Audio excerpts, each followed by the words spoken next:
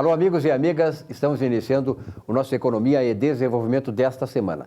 Um grande abraço aí a todos que nos acompanham, seja na região metropolitana de Porto Alegre, aqui de Porto Alegre, da Cachoeirinha, Esteio, Sapucaia, São Leopoldo, Novo Hamburgo, Estância Velha e também lá no litoral, Capão da Canoa, Atlântida, Xangri-Lá e Capão Novo. Um grande abraço para vocês aí. Chegou o inverno, né? Sobretudo o pessoal lá da Serra está gostando muito aí que o inverno chega, enfim, para valorizar mais aquelas coisas que são peculiaridades da Serra Gaúcha. Bom, nós vamos de imediato para o espaço por um conselho que valorize a profissão contábil.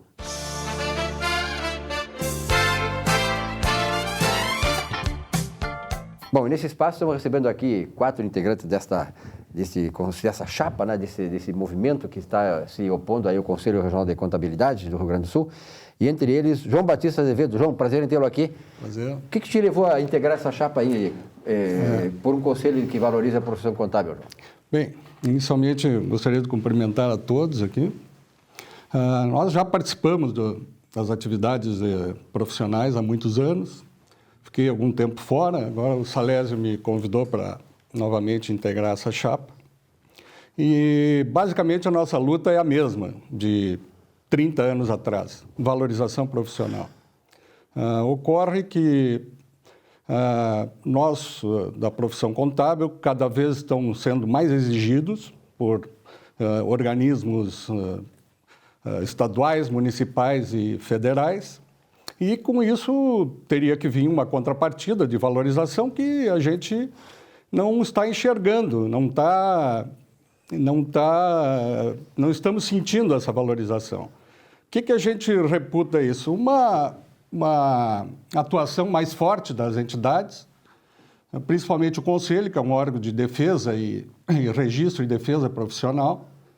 E o Conselho ele tem que, além de efetuar o registro nosso, do contador, do técnico de contabilidade, mas precisa também fiscalizar a intromissão de pessoas externas à nossa atividade profissional. Isso é fundamental. Eu achei isso aí, João. Acho que realmente o caminho é esse, né? Mas na prática, assim, como tu disseste, quer dizer, é preciso valorizar o profissional em todas as suas nuances, né? Quer dizer, vocês precisam ter a garantia não só da qualificação profissional, do amparo do Conselho, sim, mas que o Conselho faz, inclusive não é só para esse pessoal que está se intrometendo no meio, mas nos órgãos públicos que atrapalham também. Sem dúvida. Esse é o grande foco. Bom, Beth, tu também está nesse movimento, já é uma terceira ou quarta vez, já está quase apresentadora do programa aqui, né? Estou esperando o convite. Então, essa é a caminhada que vocês estão trilhando agora, né? O negócio o foco é esse, né? São 26 anos de profissão na área contábil, né? Como contadora. Eu já trabalhei em 3 fundações do Estado, né? Fui conselheira da Junta Comercial do Rio Grande do Sul, na época ainda em que era a Juscergs, né? Então, a gente vem trazendo já de longa data um conhecimento junto com os profissionais, né? Uhum. Trabalhando diretamente no Conselho, junto com outros profissionais também da área. E, sem dúvida, nós estamos realmente querendo uma mudança, é o sentimento, nós vamos falar de sentimento, né? Sentimento de que realmente está faltando alguma coisa dentro do Conselho, da nossa profissão, porque nós estamos, como se diz, insatisfeitos. Todos os colegas que eu tenho conversado até hoje, nessa longa data de quase 3 décadas de profissão, as pessoas profissionais, contadores, técnicos de contabilidades, principalmente, né? Eles estão muito insatisfeitos com toda essa relação, juntamente com o Conselho, juntamente com os órgãos públicos. Quer dizer, nós estamos desestimulados. Outro detalhe também, nós estamos se sentindo sacrificados. Porque quem está trabalhando na área vai para o órgão público, nós temos que madrugar, nós temos que entrar em fila, nós temos que ouvir um não para voltar novamente, né? Então, essas coisas realmente tá trazendo um sentimento dentro da gente, né? Como se dizer, uma tristeza. Eu já tive a oportunidade de falar com os colegas. E muito mais é um desestímulo para quem está começando, né, Beth? Exatamente. Por quê? A pessoa que começa, ela já vem com muito gás, muita energia. E a primeira coisa que a gente pensa é ir no sindicato. Eu me lembro a primeira vez que eu fui no sindicato, falei diretamente com o presidente do sindicato. O conselho também, aquela primeira vez que a gente põe os pés no conselho, né? Então, a gente tem muita expectativa. Que beleza, né? que beleza. Expectativa da profissão, como iniciar. E o conselho, qual é o papel do conselho? Né? Aconselhar, né? Amparar, agir, né? dizer como o profissional vai fazer, ensinar o profissional na sequência da sua profissão. Isso está acontecendo agora? O profissional mais necessitado, né? Não os abastados, mas os profissionais que estão iniciando, eles têm dificuldade financeira. Né? Como é que é? O cliente não chega facilmente no seu escritório. Como nós vamos fazer isso aí? Né? Então, nós temos um conselho para financeiramente contribuir, né? E nós temos que ter um retorno disso aí. Né? Um retorno que o conselho ele tem que ser prudente conosco, ele tem que ter bom senso, né? Em tratar com os nossos profissionais. E, em suma, tem que fiscalizar aquelas pessoas que realmente estão concorrendo com quem está sendo sacrificado, está fazendo certo, está se mantendo eticamente dentro da profissão. Nós estamos num momento, né, aqui eu vou falar com o Salésio agora que está liderando esse movimento, nós estamos num momento assim, no Brasil de quebra de paradigmas, né? De buscar a renovação. O Bolsonaro se elegeu exatamente por isso. Salésio, prazer em tê-lo aqui novamente.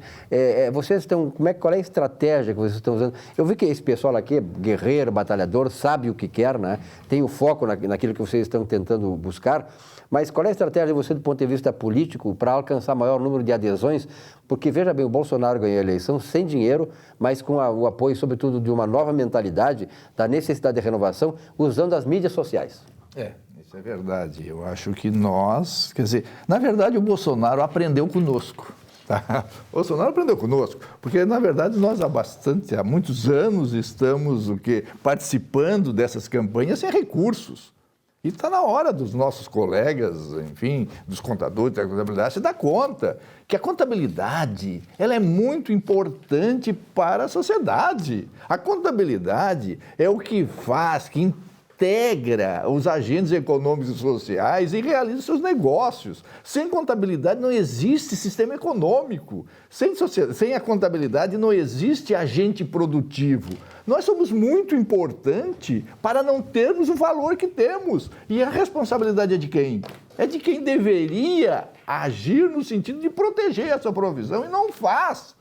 É por isso que eu digo, senhor contador, senhor técnico de contabilidade, empresário, sociedade em geral, você teria que ter proteção da riqueza. A nossa riqueza tinha que estar protegida.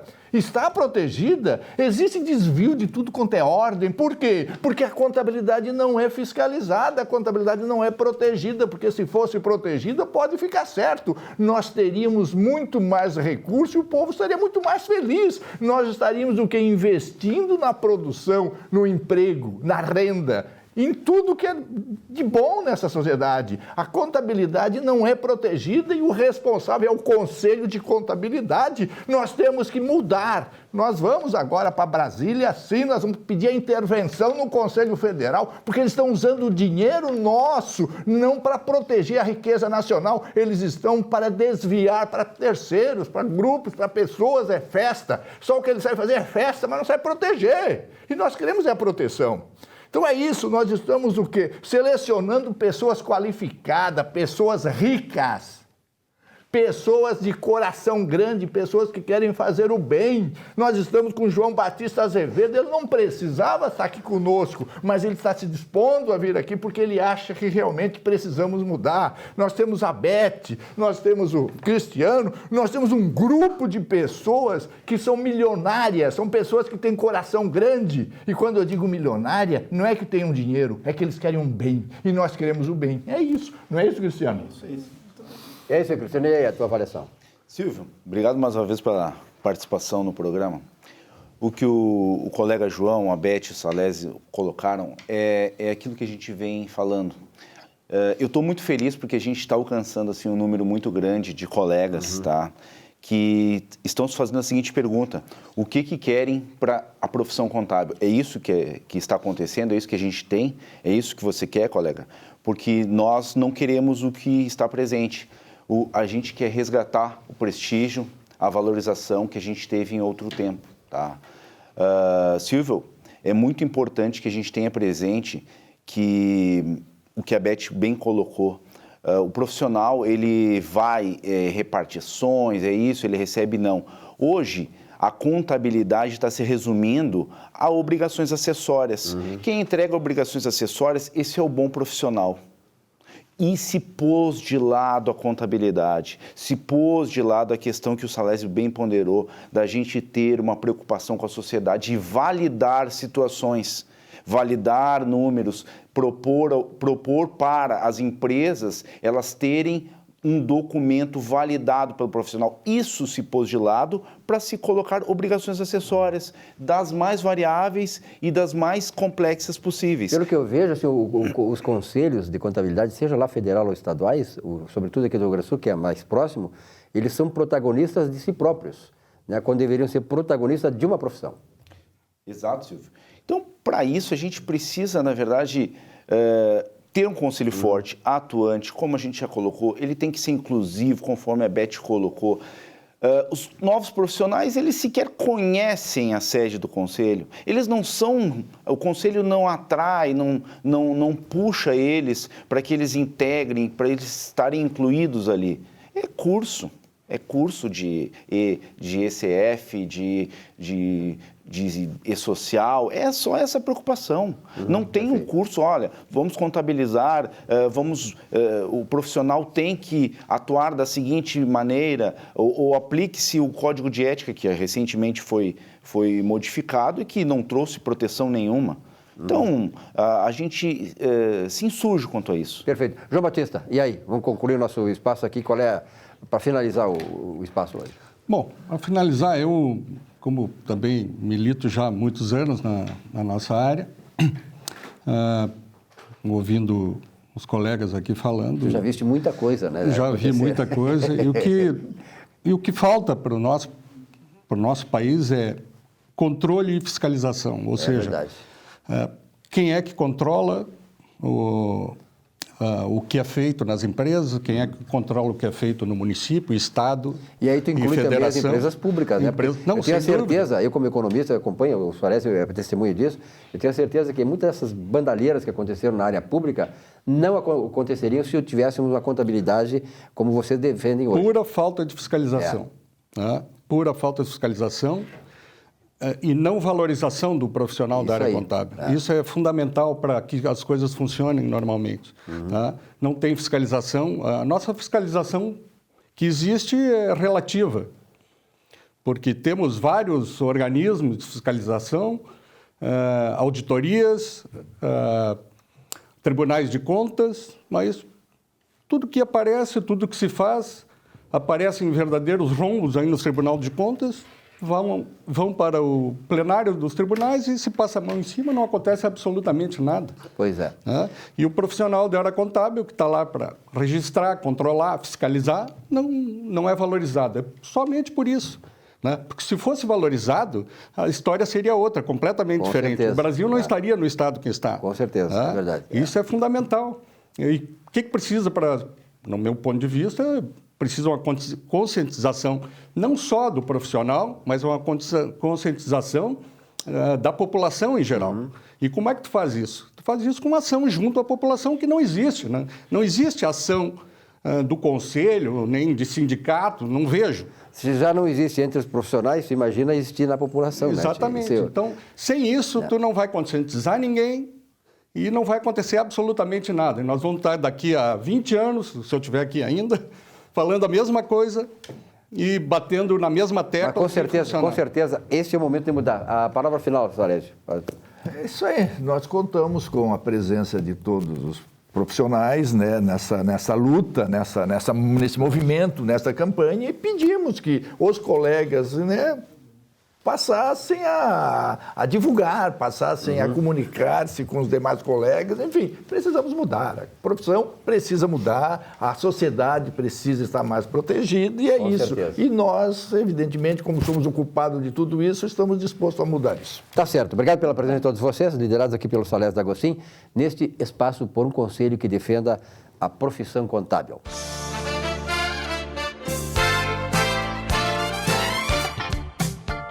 Olá, pense nisso. Cada dia representa uma nova vida para o homem sábio. Isso mesmo. Por mais que você esteja colhendo tempestades, tenha cada dia um momento novo de plantar a semente da paz, da saúde e da prosperidade. E vai colher a bem-aventurança. Isto é inevitável. E ter paz, saúde e prosperidade é glorificar o Criador de tudo e de todos. Sim, não há nada de predestinação na sua vida. Deus te deu o livre-arbítrio, inclusive de segui-lo ou não, de nele crer ou não. Você é o único responsável pela história que vai escrever durante a sua vida. Então, mãos à obra. Busque a sabedoria divina que Ele disponibilizou para todos, crentes ou incrédulos. A única exigência é você viver segundo as regras que Ele estabeleceu. Tem sacrifício? Claro que sim, mas o resultado é uma vida abundante em tudo que é bom. Vá em frente, a vitória é certa e gloriosa. Boa semana.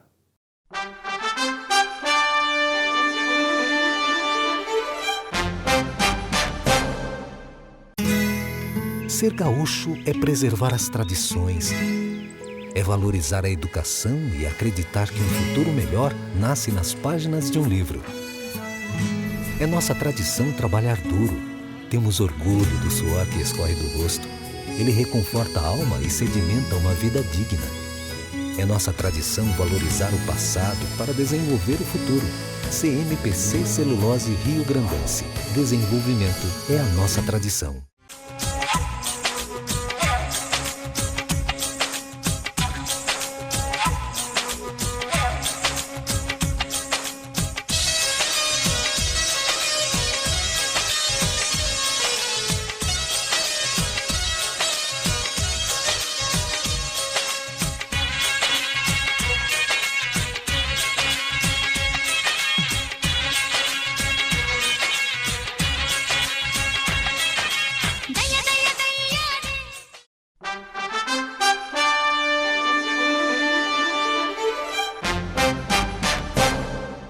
Muito bem, estamos de volta com o nosso Economia e Desenvolvimento para a IES Manutenção Predial, Sindareia, Construindo o Rio Grande Forte, Cooperpua, Crédito Cooperativo para Municipais de Porto Alegre e Nardon Inazzi, Auditores e Consultores, entre outros patrocinadores. Vilmar Govinati, prazer em tê-lo aqui novamente, meu parceiro do programa. Muito obrigado, prazer todo nosso. Traz aí um nosso. Assunto importantíssimo para todos nós, né, para a sociedade. Vamos lá, apresenta os nossos convidados. Exatamente, Silvio. A sociedade que está sempre sofrendo aí modificações, alterações, principalmente comportamentais, e que atinge a família. E hoje nós estamos trazendo, Silvio, para os telespectadores um assunto que eu considero extremamente relevante e que contribui muito para a paz social. Que vamos tratar aqui com a doutora Cátia Ziegler, que é psicóloga, e o doutor Cássio Bernardes, que é um advogado aí especializado nesta área de família, não é? Direito de família, contemporâneo, etc. E nós vamos falar de um assunto super importante, que são as práticas colaborativas nos divórcios. O que é isso? Vamos perguntar para E ele. o que é isso, né? Doutora Cátia, bom dia. Doutor Cássio, bom dia. Muito obrigado pelo que convite. são... Obrigado, nós que agradecemos. E o telespectador aí que naturalmente vai adorar e ter esta abordagem desse tema. O que são, afinal, essas práticas colaborativas em divórcios? Na realidade, as práticas colaborativas elas são um método extrajudicial de resolução de conflitos, onde a abordagem do advogado ela é diferenciada. É uma abordagem que não leva as pessoas para o litígio. E junto com o advogado, a gente traz outros profissionais para a equipe, que a gente entende importante que tratar a questão emocional, e não só a questão emocional, mas a questão financeira também. Então, é uma equipe que se junta para ajudar as pessoas a fazerem a resolução desse conflito extrajudicial, né? fora do judiciário. Antes de perguntar, doutora Cátia, ainda nessa questão do papel do advogado, porque a gente vê sempre, né, Silvio, o papel do advogado lá na área judicial, lá no litígio, lá sentado com o seu cliente, na frente do juiz, discutindo, negociando e litigando. Neste caso, doutor Cássio, qual é o papel do advogado? Acho que é importante, Silvio, a gente saber assim, porque a gente coloca isso como sendo uma questão consensual. Entra o papel do advogado em que formato aí, doutor Cássio? Na verdade, o advogado ele entra como agente de pacificação social.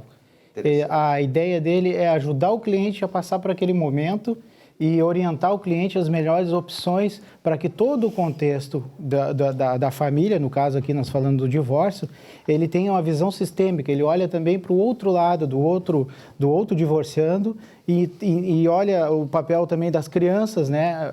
A gente costuma dizer que a gente é o advogado das crianças, que são as mais interessadas que esse divórcio ele saia bem, né? Porque ali existe uma família e essa família tem que ser preservada. Então, o advogado colaborativo ele trabalha no sentido de preservar a família e dentro dos ditames legais existentes. Então, a gente se baliza pela lei, mas consegue resolver isso fora do judiciário e para o judiciário é apresentado um processo, um contrato consensual entre esses dois cônjuges, né? E a gente consegue fazer um divórcio bem mais ameno e menos traumático, né? Que é a parte emocional que a Cátia vai nos trazer essa informação. Pois é, esse é o papel da psicóloga, né, doutora Cátia? Nas práticas colaborativas, trabalhando com divórcio, porque, na verdade, as práticas colaborativas, elas podem ser trabalhadas, é um método de gestão de conflitos. Ele pode ser trabalhado numa empresa, em inventários, né? Então, ele também não precisa ser só no direito de família, né? Mas aqui no Rio Grande... É uma questão de comportamento humano, né? Onde quer que esteja, né? Na verdade, é a possibilidade de nós trabalharmos a gestão de conflitos, isso aí. Seja na área empresarial, seja na área do direito de família, né? Nos inventários, onde a gente sabe que existe uma série de dificuldades nos sistemas familiares, né? De brigas, onde entra a questão financeira, é uma dificuldade. E no divórcio, bom, com mais razão ainda, a gente considera emocionalmente o divórcio como sendo uma das segunda dificuldade maior de luto, porque é um rompimento muito difícil para as pessoas e abrange aspectos legais, financeiros e principalmente emocionais, né? Doutora, eu sou de uma geração, eu fiquei 40 anos casado, minha esposa morreu em 2015 e nós completamos naquele ano 40 anos de casados. É uma vida. Com o namoro, fomos 44 anos juntos. E eu vejo assim, e eu gostaria de ter a sua opinião, que hoje a dificuldade dos casais é a mesma. Quer dizer, de repente até ela se agravou por uma questão de mudança comportamental, liberdade sexual, essas coisas todas que nós sabemos. Mas a senhora vê razões assim mais ponderáveis? Porque, por exemplo, eu tenho na família pessoas que casaram, ficaram 1 ano e meio e se separaram. Essas causas, elas são determinantes para o afastamento ou existe, por exemplo, assim, de repente chega alguém no consultório querendo se divorciar, se separar. Há como, né, através da psicologia, com o auxílio do advogado, de reverter isso, de salvar o casamento? Sim, com certeza. É que, assim, são duas propostas diferentes, né? No divórcio colaborativo, os psicólogos trabalham como coaches de saúde mental, né? Então, assim, é uma proposta terapêutica, né? Mas não é terapia, tá? Então, é importante fazer essa distinção. Já na tua pergunta, existem muitos casais, eu sou terapeuta de casais e família, que buscam nos consultórios, né, tentar muitas vezes reverter isso. Sim. E há Salvar possibilidades. o casamento, claro. Sim, e há muitas possibilidades. E a gente faz trabalhos de uma reconstrução, de um recontrato muito importante, né? Às vezes até com situações muito difíceis de traições, de questões difíceis de desgaste emocional. Mas no divórcio colaborativo, a proposta é trabalhar com uma equipe multidisciplinar. A proposta é diferente, né? A proposta é justamente juntamente com o advogado, com os profissionais da área financeira, nós fazermos um trabalho de construção para que esse casal, né, que está disposto a já se separar, que tem como uma resolução já concreta o divórcio, né? Mas que tem, às vezes, tendências de que possa vir a ser algo litigioso, que a gente tente propor para esse casal um divórcio colaborativo, onde as partes vão ser trabalhadas, né? Cada um com o seu advogado, as partes vão ter coaches também, normalmente cada um tem o seu coach, para poder a equipe junto ajudar e não, principalmente, não dificultar o aspecto emocional, não deixar sequelas para os filhos, que eles são a prioridade nesse sistema. Perfeito. Então fica essa mensagem muito importante para aqueles casais jovens que apenas estão casados em alguns anos, por alguns anos, e que tem aquelas crises que é normal que acontece numa convivência, que tem também este apoio psicológico no sentido de reverter e preservar a união familiar. Mas ainda nessa parte do processo colaborativo, como a senhora falou, e que os casais já chegam lá determinados, em que situações poderão evitar a questão litigante, a questão de juiz, a questão lá do direito mesmo, no sentido de terem que buscar lá a homologação, enfim, que possa ser feito o divórcio em cartório? Vamos lá, Cássio, é uma quebra de paradigma para os advogados.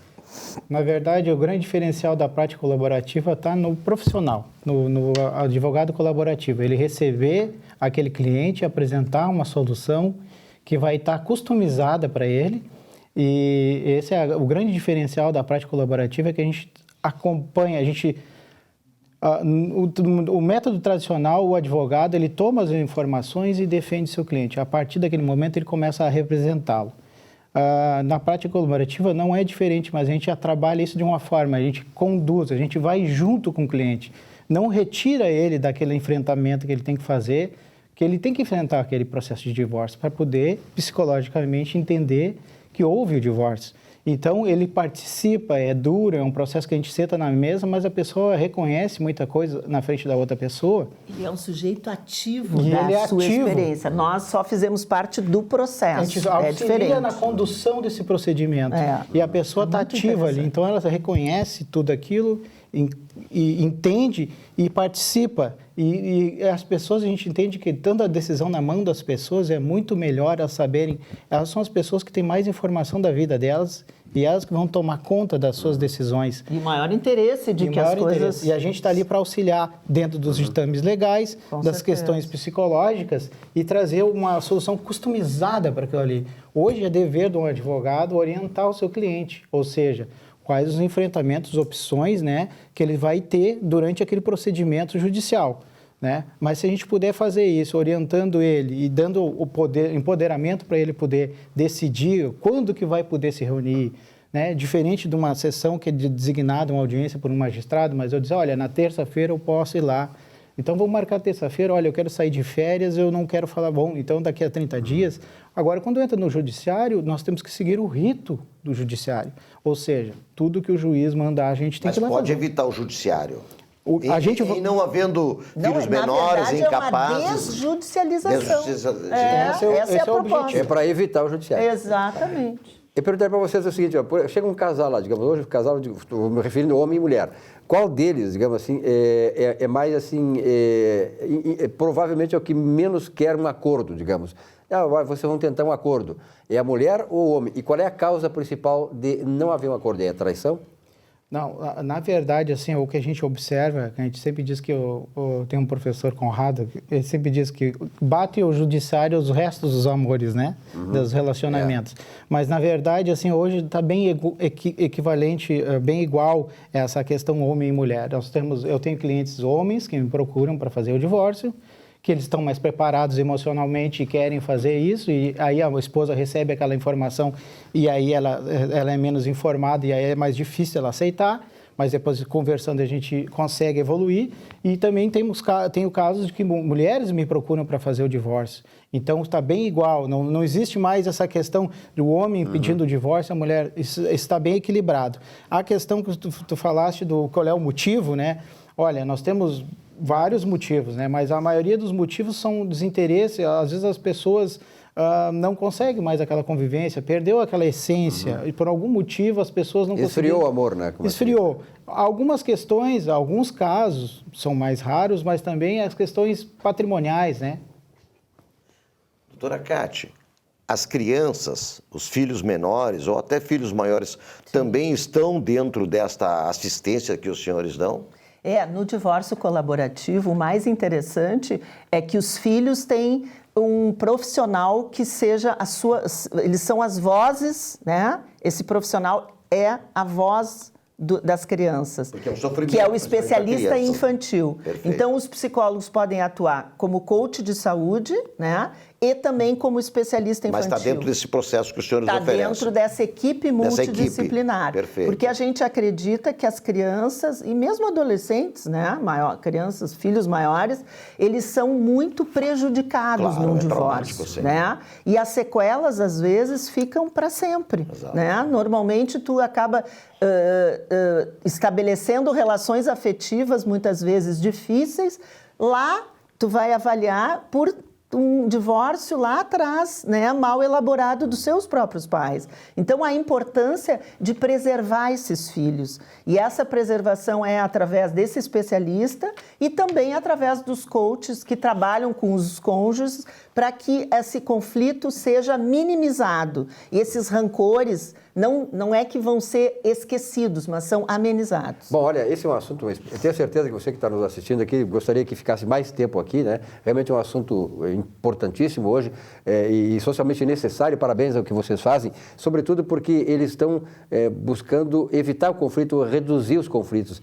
Isso é a coisa mais importante que existe hoje, né? É você não ter tantos conflitos como nós temos. Nós temos conflito em tudo que é lugar. Hoje nós temos um processo de divisão da sociedade, aqui é gremista, é colorado, é Bolsonaro, não é Bolsonaro, é isso, aquilo. Quer dizer, e essas questões nos trazem muitas angústias, né? Então, parabéns a vocês que fazem esse trabalho junto aos casais, justamente tentando mostrar que a família é um valor maior e que a família precisa e exige muito sacrifício de ambas as partes. E parabéns para vocês pelo trabalho, né, Govinati? Muito bem. A harmonia, eles, né? As pessoas se separam, mas a família permanece. É verdade, a harmonia é fundamental. Certeza. A parabéns. Parentalidade continua. Isso aí, parabéns pelo trabalho de vocês. Vamos ver se traz mais seguido aí, pessoal, né? Estão convidados a retornar. Muito obrigado. Bom, muito obrigado para vocês também que acompanharam esse espaço. Continue com o nosso Economia e Desenvolvimento. Nós vamos a um rápido intervalo e já voltamos.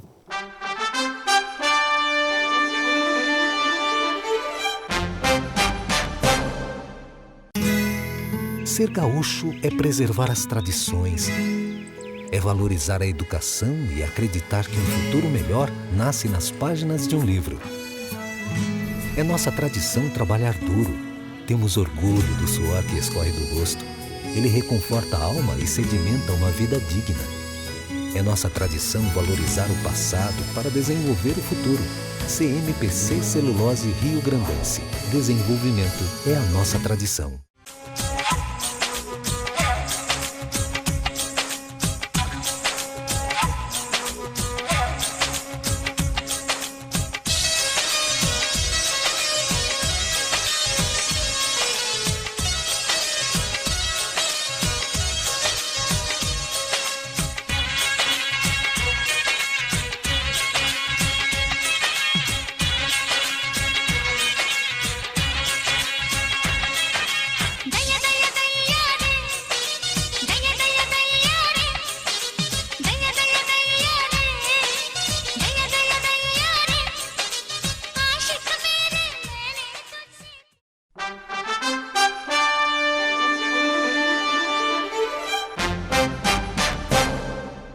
Olá, meus amigos, com imenso prazer aqui no programa Economia e Desenvolvimento, falando sobre seus direitos. E hoje eu gostaria de tecer comentários sobre o auxílio acidente e os seus desdobramentos, o acidente de trabalho e os seus desdobramentos. Pois bem, o acidente de trabalho ele pode ser típico ou atípico. Quando ocorre no interior da empresa ou quando o empregado está a serviço fora das dependências do trabalho, mas a serviço da empresa, ocorre o advento do acidente de trabalho. Esse acidente de trabalho gera algumas implicações e obrigações para o empregador, onde o empregador obrigatoriamente deverá emitir a CAT, que é a comunicação de acidente de trabalho, onde, se o empregado ficar afastado das suas atividades laborais por um período superior a 15 dias, deverá ser encaminhado ao INSS, a autarquia previdenciária. Neste encaminhamento à autarquia, o empregador obrigatoriamente deverá manter as contribuições do FGTS do seu empregado, assim como, se ele tiver um auxílio, algum benefício no trabalho, como plano de saúde, este deve ser mantido. Facultado ao empregador fazer os descontos e os abatimentos quando esse empregado retornar ao trabalho. No retorno ao trabalho, esse empregado terá aí a previsão legislativa de um período de estabilidade provisória, que a lei determina 12 meses quando do seu retorno ao trabalho para atividades que vinha fazendo. Na esfera previdenciária, quando um empregado aparece e comparece na Previdência, ele irá fazer uma perícia. Se essa perícia constatar que ele ficou com uma sequela permanente para a sua atividade de trabalho, gerará aí a questão da reabilitação profissional, onde esse profissional deverá se reabilitar em uma outra atividade. Caso essa atividade onde ele desempenhava na empresa não puder ser feito mais como era feito, a empresa não obrigatoriamente poderá ficar com esse empregado, poderá demiti-lo. No entanto, surtirá efeitos e direitos a esse empregado, pois se a doença, se a enfermidade ficou causando sequelas permanentes, poderá requerer junto à empresa uma indenização pela perda de capacidade laborativa que ficou em razão desse acidente de trabalho. Essa é a dica de hoje e até o próximo programa.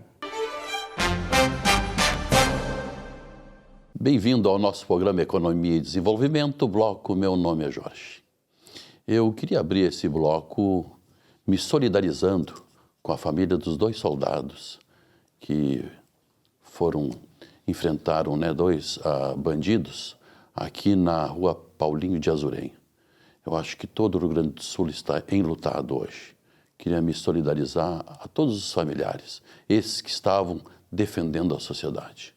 Um dia muito triste para todos nós. Também não poderia esquecer de agradecer os nossos colaboradores Ponto das Cucas. Olha só, até hoje o Ponto das Cucas nos mandou 2 deliciosas, gostosas cucas aqui para a gente apreciar após o programa, né? Então, não deixe de passar no Ponto das Cucas, na RS 239 em Araricá.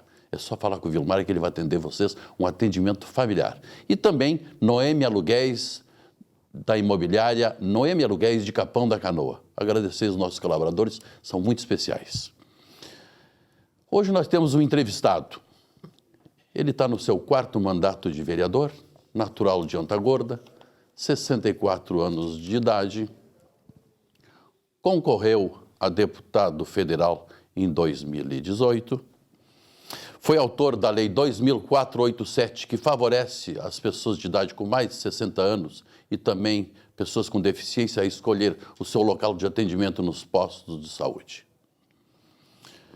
Ele se chama Ayrton João Ferronato. Seja bem-vindo ao nosso programa, meu querido vereador Jorge. Ayrton. Jorge, é bom falar contigo aí, com os nossos telespectadores, aqui no nosso Economia e Desenvolvimento, um belo programa que nós temos e essa bela oportunidade que se tem de estar contigo e falar com o nosso porto-alegrense sobre questões da nossa cidade, questões que estamos vivendo. Eu estou no 5º mandato. No 5º, né? Uhum. Mas eu queria fazer uma ressalva aqui, não poderia me furtar de agradecê-lo, pois foste o vereador que me indicou a medalha Porto do Sol em 2015. Gostaria de fazer a público esse agradecimento. Não, estas condecorações que nós concedemos na Câmara, e são limitadíssimas, é uma por ano, e eu te escolhi porque conheço e sei do teu trabalho, e essencialmente da tua história aqui no Estado, e daquilo que tu tem feito pelo nosso, principalmente jovem e criança com suas dificuldades, portanto, tu merece. Pode ter certeza que o título que nós te concedemos foi um reconhecimento de Porto Alegre pela tua história e tua atuação aqui. Muito obrigado. Vereador Ayrton, houve uma renovação na Câmara de Vereadores de mais de 40% em 2016. Sim. Muitos eleitores queriam mudança. Outros preferiram manter.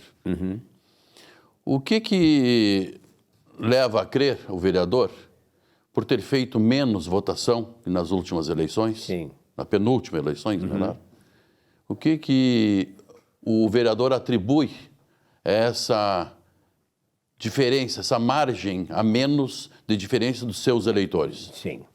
Bom, primeiro, eu sou vereador de Porto Alegre desde 89, são 30 anos.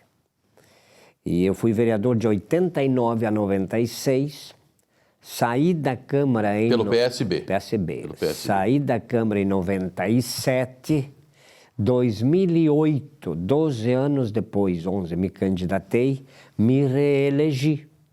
2009, reassumi como vereador, estou até agora aí na Câmara em Porto Alegre. Então, são 30 anos de história que eu tenho me candidatado e tenho me reelegido. O que tem acontecido aí? Nós vivemos momentos diferenciados na política essencialmente brasileira. E nas eleições últimas aconteceu o fenômeno Bolsonaro. Ou seja, a debandada de votos para siglas que estavam apoiando o Bolsonaro. Não estamos aqui nem criticando nada, foi uma constatação que Mas teve. muitos se elegeram nessa onda. Né? Se elegeram na onda Bolsonaro. E isso como uma grande... Tivemos muitos eleitores naquela estão votando mais à direita, dificultou a nossa candidatura. Agora, existe sim um olhar em Porto Alegre, e existiu à época uma enorme, e com insistência, a ideia da renovação. Ou seja, não houve uma renovação de pessoas, houve uma renovação de mudança daqueles que estavam com mandato, tiveram uma dificuldade, tivemos uma dificuldade muito grande. De nomes, né? De buscar voto, porque eram nomes que não participavam, que não estavam participando ainda da política. Então foi isso um fenômeno, outro que aconteceu também. Agora, nas próximas eleições, agora 2020, nós ainda temos a expectativa, e eu particularmente, de que vai haver sim uma ideia de renovação. Eu queria fazer uma ressalva sobre isso aí, lhe cortando um pouco, me desculpe. Não tem problema. Mas 2019 está aí, está se avizinhando. Sim. Novas eleições. Sim, 2020 agora, isso. Muitos que resolveram migrar, né, a mudar na onda Bolsonaro. Será que darão continuidade, continuarão aqueles que preservaram o seu candidato e resolveram, né? Não, a mudança, sem né? a mudança? Sim. Será que vai aumentar? Vai haver uma demandada geral deste outro lado ou do lado de renovação haverá? Até porque está mais difícil de se candidatar. Diminuiu o tempo de campanha, diminuiu o financiamento e diminuir as verbas. Isso aí é uma dificuldade que se tem. Agora, eu tenho feito campanhas com poucos recursos. Até porque eu faço uma campanha bastante personalizada e pessoal, com pessoal que conheço. E eles é que vão me multiplicando votos, me elegendo. O que eu vejo? Eu vejo assim, ó, lá na década de 90, nós tínhamos uma grande ida do cidadão para a esquerda. Agora, nesses últimos tempos, ele migrou para a direita. Eu acredito que ela agora vai balancear, volta mais para o centro. Não faltou um pouquinho na rede de comunicação aí do vereador? Sempre um pouco, WhatsApp, Instagram, Facebook? Se fez. Quem sabe as próximas eleições se aposta mais nisso? Tem que fazer isso também. Nós fizemos. Agora, como foi o primeiro ano que se fez basicamente nesse sistema, também se comete erros, né? Porque as redes sociais hoje são fundamentais. Isso. Eu queria agradecer a presença do vereador. Nosso programa agradeço o convite. Sempre estará aberto aqui para vir colocar os seus projetos. Né? E eu sei que o vereador não é apenas de tribuna, mas é também de comissões de apresentação de projetos. Estamos juntos aí. Queria agradecer ao nosso público, o nosso querido público. Um beijo no coração de todos e até o próximo programa.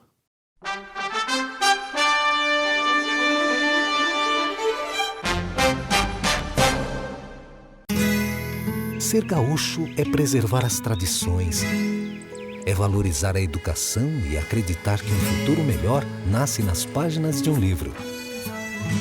É nossa tradição trabalhar duro. Temos orgulho do suor que escorre do rosto.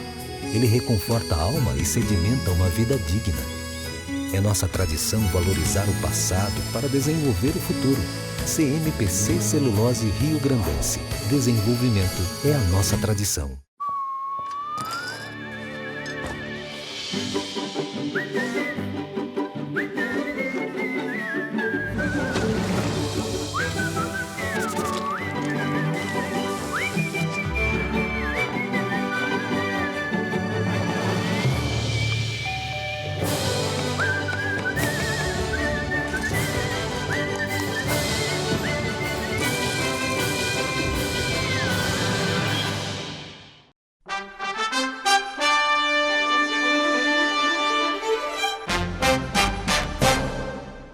Meu amigo Silvio Lopes, estamos aqui no seu programa para mais um comentário em nome de Zafari Bourbon, onde economizar é comprar bem.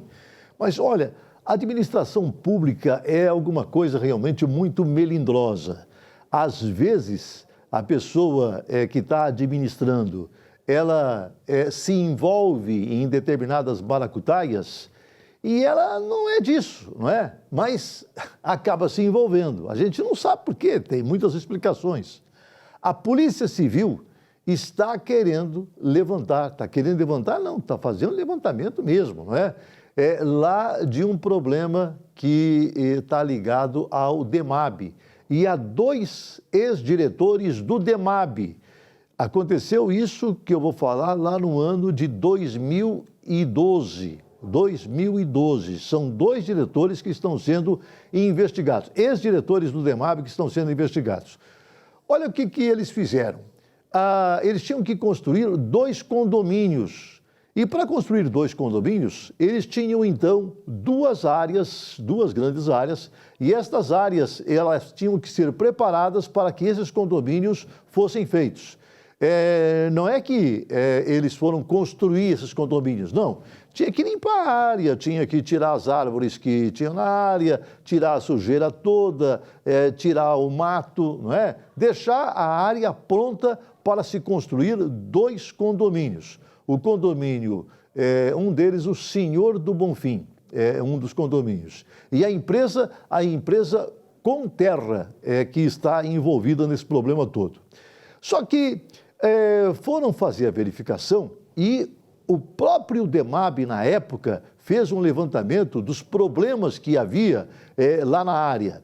E eles verificaram o seguinte: muitos pagamentos foram feitos e as obras não apareceram. Então, por exemplo, árvores que foram cortadas, 200 árvores cortadas, e aparecia, na verdade, cortadas apenas 20 árvores, não é? A área que se tirou o mato, uma extensão de 30 metros quadrados, e aí ia lá ver, tinha só um pedacinho, não é? E a empresa estava recebendo por isso. Olha, esses recebimentos desta empresa, de forma falsa, não é? Gerou um prejuízo para o município na casa de 6 milhões de reais. Olha, diante dos absurdos que a gente vê por aí, até parece pouco, mas não é não. 6 milhões de reais o município perdeu exatamente por causa desse desmando dos diretores, não é, que atuavam na época. E é claro, quando a gente fala do DEMAB, a gente começa também a se lembrar das outras autarquias e das outras secretarias. Porque esse negócio de contratar terceirizadas, não é, para realizar o trabalho, dá muito disso, não é? Porque cadê a fiscalização?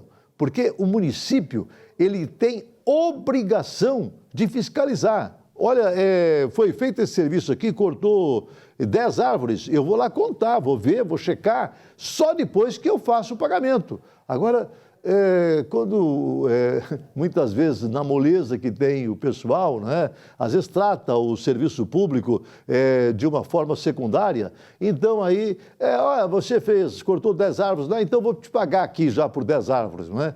E as coisas ocorreram assim no DEMAB, lá em 2012, e agora estes 2 ex-diretores estão realmente tendo que dar declarações e explicações. Na época, a prefeitura fez o levantamento e, de repente, uma pequena sanção foi aplicada nas pessoas que estavam gestando lá as obras. Mas agora não, agora é a polícia que está atrás, porque realmente a rasteira que o povo levou lá em 2012 foi uma rasteira grande e, por isso, as pessoas querem saber, não é? Os diretores vão ser punidos? O dinheiro vai ser devolvido? A Conterra, que também tem que ser chamada, e está sendo chamada nesse processo, para poder realmente explicar os seus desmandos, os seus erros, né? A sua corrupção. Tudo isso, gente, eu estou falando aqui em nome de Zafari Bourbon, onde economizar é comprar bem. Bom, no último bloco do programa, estamos recebendo o Celso Arruda. Celso, prazer em tê-lo aqui novamente no programa, né? Antes de mais nada, é o seguinte, parabéns pelo livro da filha, Ananda Arruda. A neta. Ananda. Neta. A tua neta, sim, tua neta. Sim, eu não pareço a guria da tua velho. filha. A Ananda Arruda, que é a neta, Ensaio de uma Vida Real. É um livro aí que você pode entrar no site da editora Colaborativa, que é 2 L's, Colaborativa, e você sabe onde adquirir. Um livro, contos, né, da vida real dela. Na verdade, e tal, né? é interessante porque é um conto que narra a posição, a transposição de uma jovem para a mulher.